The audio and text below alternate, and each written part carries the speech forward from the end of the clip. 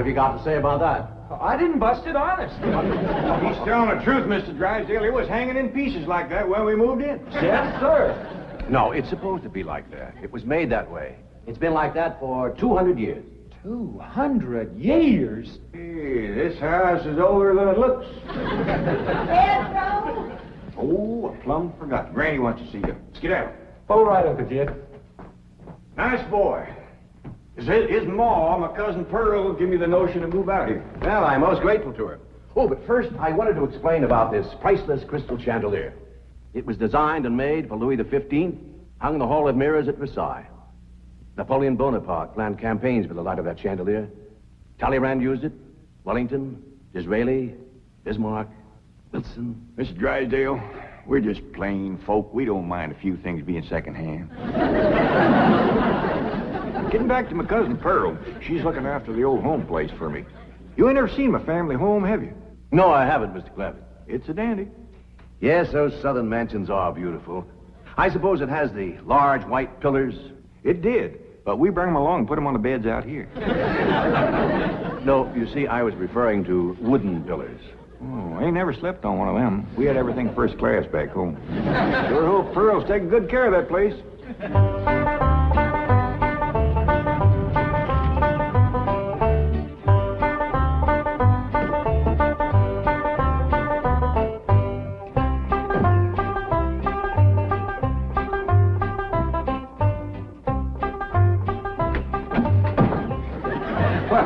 Hello there.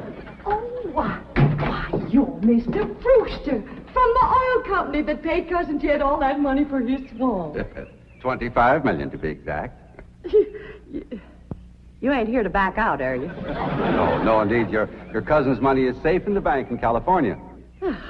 I just thought you'd like to know that I heard from the bank, and your family arrived in Beverly Hills safe and sound. Oh, that is good news. My son Jethro drove him out, you know. Yes, I know he did. Oh, I have something here from the bank. I think you'll enjoy it. For me? They told me at your house I'd find you here. Yeah, well, I promised Cousin Jed I'd keep an eye on the old home place for him. It's a long trip from my house, but I'm glad to do it for Jed. That's nice of you. Yeah, well, you know, can I help you look for that money? What is money? It's pictures of the estate that Mr. Drysdale, the president of the bank, purchased for him in Beverly Hills. Oh. Now, this is now the Jed Clampett estate. Land to mercy, look at that. Why, it's bigger than the state capitol. It's quite a change from this place, all right. What in the world is that? Oh, that's the swimming pool. Swimming pool? Yes, quite ornate. Oh, my son Jethro's gonna like that.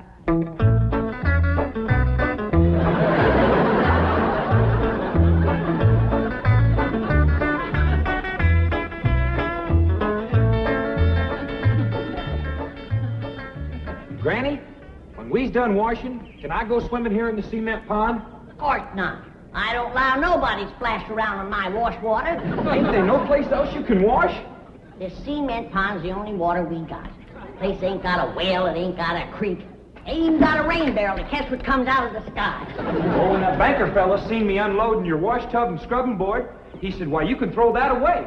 We don't use them things here in Beverly Hills. Now, you listen here to me, boy. I don't care how other folks live in Beverly Hills, but us Clampetts is gonna be clean. Yes, ma'am. May not have it as nice as we had it back home in the cabin. Trump right in the house and everything.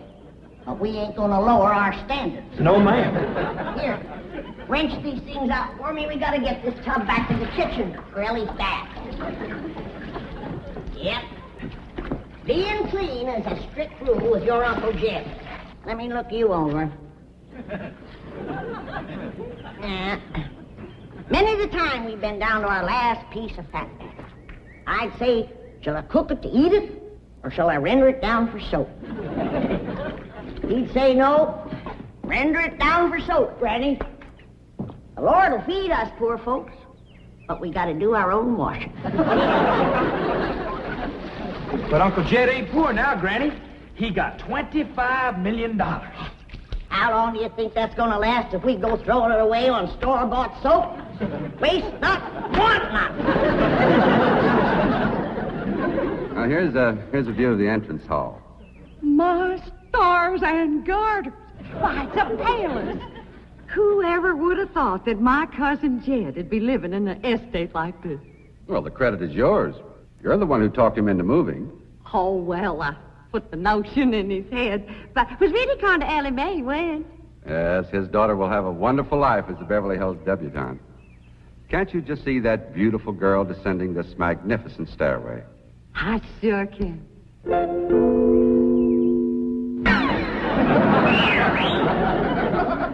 Oh, Ellie Mae, I don't reckon that's the way a young lady comes down the steps in Beverly Hills, is it, Mr. Drysdale? Oh, not as a rule, no. Oh, I can come down the other way. Watch this.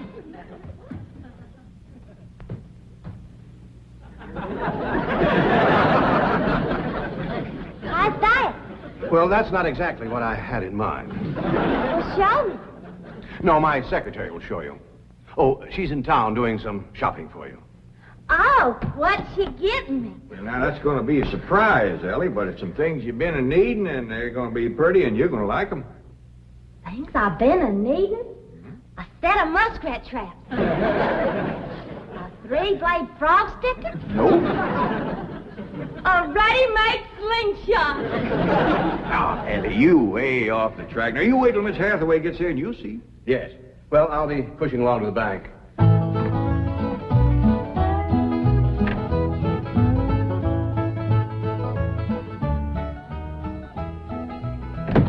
Now, don't you worry about your daughter, Mr. Clampett. When my secretary gets through with her, you'll think she's been to finishing school. I sure wish my cousin Pearl was out here, fixing Ellie up. She's a whiz at fancy sewing. Oh, is she a dressmaker? That woman can make anything. Why, she can pick up a handful of straw, and before you know it, she's made a hat. That's remarkable. So she's a milliner. Oh, she's a Clampett. Married a Bodine. I don't recall knowing the milliners. Milliners are women who make hats. That's Pearl, all right, but she's a Clampett. You talk about making hats. Pearl made herself a hat one time was shaped just like a bird's nest. And in there on the nest was this blue jay a-setting on her eggs. Well, sir, they come from everywhere to see that hat, to study it, to see how Pearl made it so as they could copy it. Boy, there was dozens of them from all around. Hat designers? No, blue jay. Never did catch on too good with people. For a while there, Pearl couldn't hardly go out of the house without a bunch of blue jays taken out after her. Sure wish she was out here. She'd have Ellie slick as a picture in a catalog. Yep. I ought to be out there in Beverly Hills helping Cousin Jed. Well, he certainly has plenty of room for you. This mansion of his has 32 rooms and 14 baths. 14 bathrooms? Yes. A sunken marble bathtub. I can just see Ellie Mae having herself a bubble bath in there.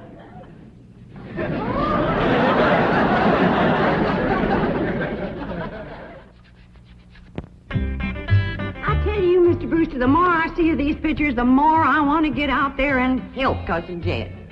Of course, I wouldn't go without being asked. Well, naturally. But, I think you should go. I've been asked. Well, now, it's not exactly my province.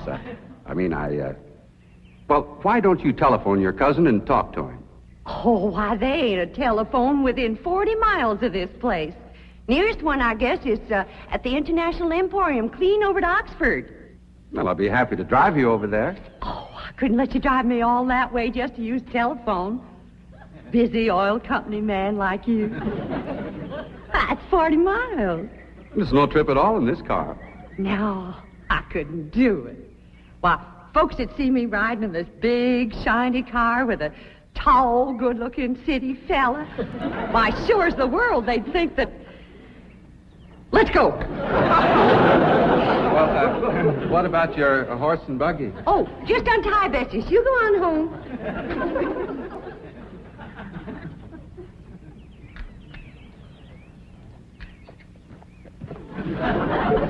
Well, Bessie's headed for home, all right. Mrs. Bodine, how long has your buggy been hitched there? About an hour, why? Why, Blue Jay built her nest on the seat, and she was sitting on her egg. Oh, shoot. I wanted to wear that.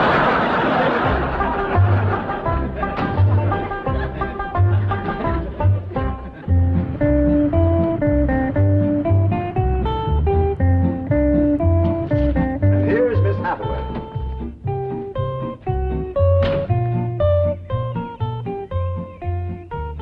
Mon capitaine, je suis traiteur. Fine. Ready for Ellie Mae? Gentlemen, aided and abetted by the gossamer garments, exotic lotions, and other feminine appurtenances within these cartons, I am ready to assume the role of Pygmalion and transform that barefoot galatea into a striking and sophisticated paragon of Beverly Hills literature.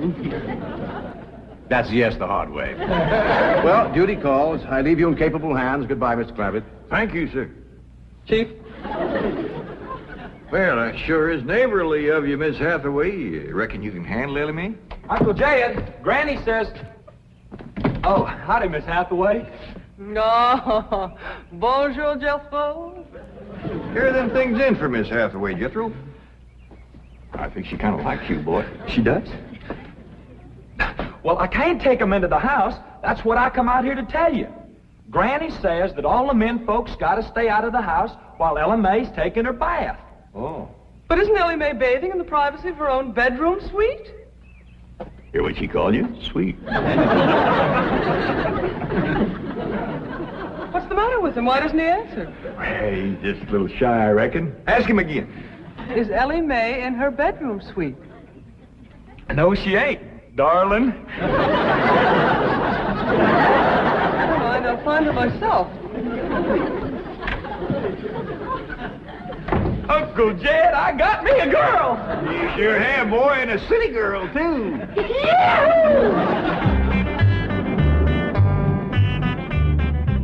Some city girls I were about. Jethro's such a good-looking boy. Every girl in the 5th grade was after him. I hardly think anything serious can develop between boys and girls in the 5th grade. Oh, I don't know. So far this year, there's been 3 couples out of Jethro's class get married. Married? 5th grader? Parson's nearly as busy in that school as the teacher. That's amazing. Oh, I've heard of Uh-oh, wouldn't you know it? There's that Snoopy Alverna Bradshaw and her big-mouthed daughter sitting on my front porch. Oh, I can just hear the stories they'll start going around if they see me in this car here with you. Yoo-hoo! Alverna! It's me! Pearl! Terrible gossip, that woman, always making trouble. She tried to talk Granny out of going to California. She ought to see Granny now. Living like a queen in that Beverly Hills mansion.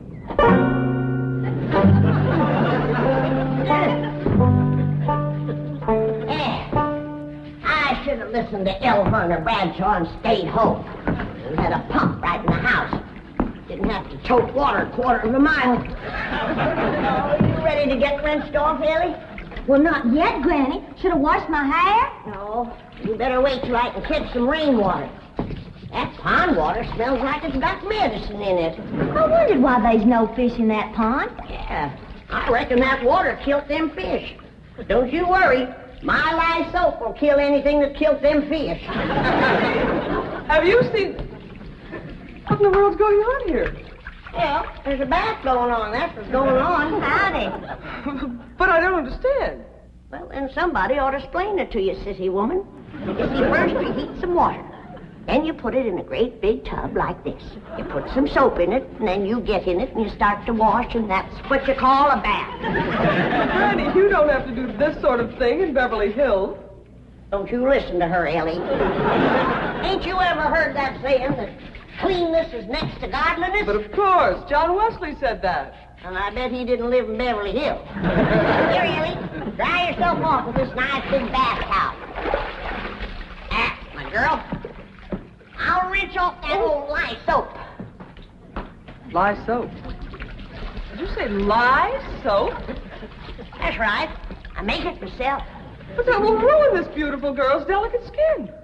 I've been washing with it for 72 years. Look at my skin. It's like leather. Yeah. Nice, ain't it? Granny, I hope you will forgive my momentary bewilderment at this primitive form of ablution, but please let me explain. Well, first explain what you just said. Well, Ellie Mae has a beautiful big bathtub upstairs. Upstairs? It was hard enough carrying the water in here. I ain't going to tote no water upstairs. You don't have to. There's a big, beautiful...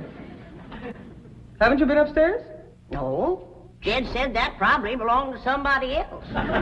Ain't that right, Ellie? Yeah. Paul said he heard tell that folks sometimes live one family right on top of another. But that's only in apartment houses. This entire house belongs to you.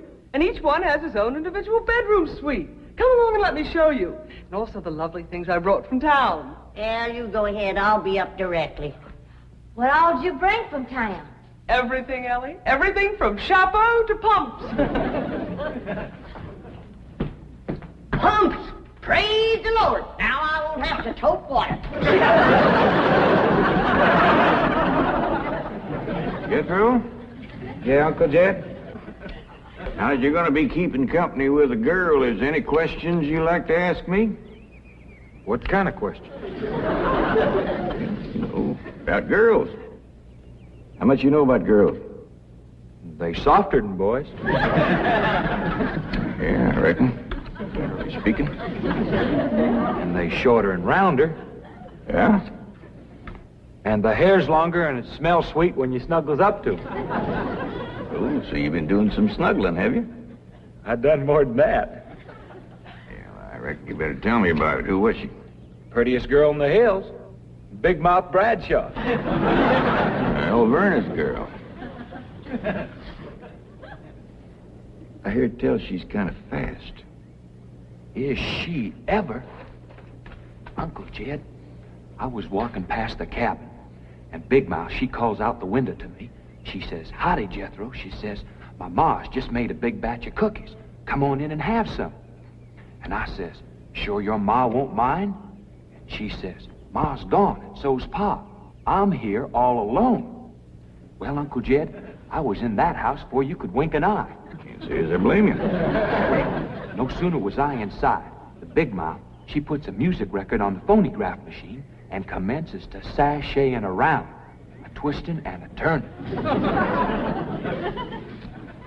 Dancing. Yeah, I reckon so. Anyway, she says, "Put your arms around me, Jethro, and I'll teach you the two-step." What'd you say? I says, "Listen, Big Mouth," I says, "here we are all alone. Your ma and your pa gone. And you think that I'm going to waste my time dancing?" I says, "Not me, sister. Bring on them cookies."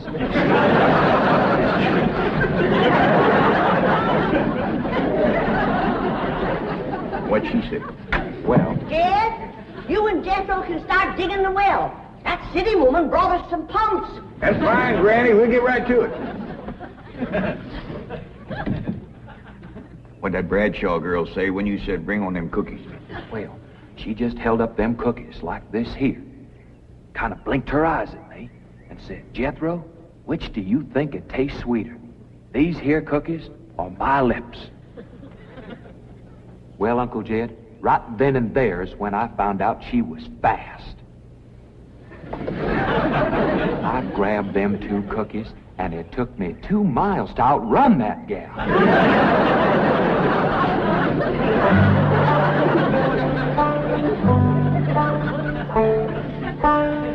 Jethro, some one of these days, you and me's got to have a long talk.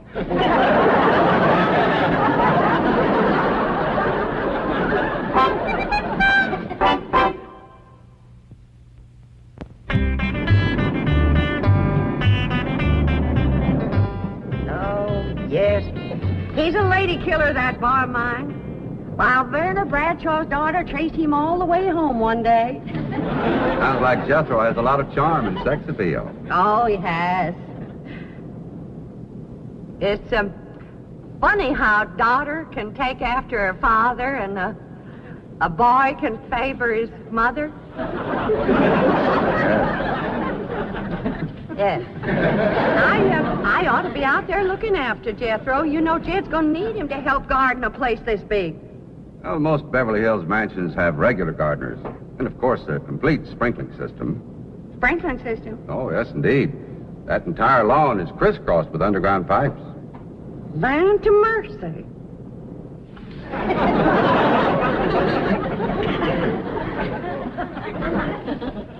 By thunder, Jethro, there's water all over this property. Ain't too deep, neither. I know. Should I commence the digging? Well, now, let's get as close to the house as we can. That way the pump won't have so far to pull. Clampett? Jethro? Oh, here comes your sweetheart. It's Clampett. I cannot handle that daughter of yours. What happened? I opened that box of beautiful clothes, turned my back for a moment, and she bolted like a wild colt. I was afraid this would happen. Where is she? She's up there.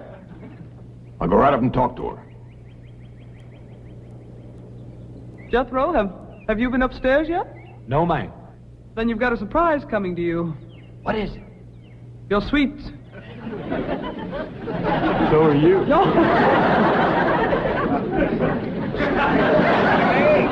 Oh, howdy, Pop. Wait. I'm ashamed of you. Running off from Miss Hathaway. I didn't run away from Miss Hathaway. What'd you climb up here for? To cut a fork for that new store-bought slingshot she brought. Did she bring you a slingshot? Fanciest thing you ever did see. Just a minute, I'll hook it up and you can see for yourself.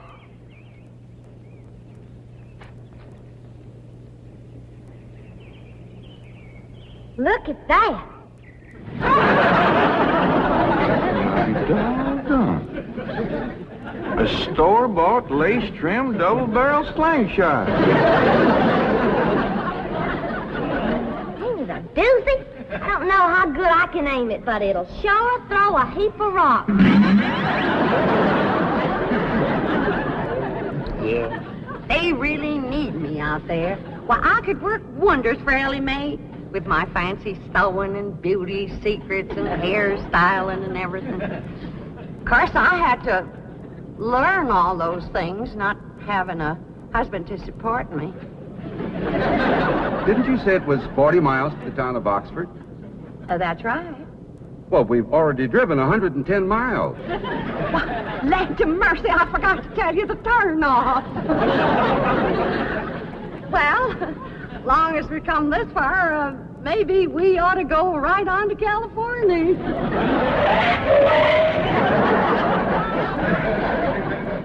I tell you, Granny, there's so much water here, you could shoot a load of buckshot in that ground and bring up a dozen springs. I'll be right back.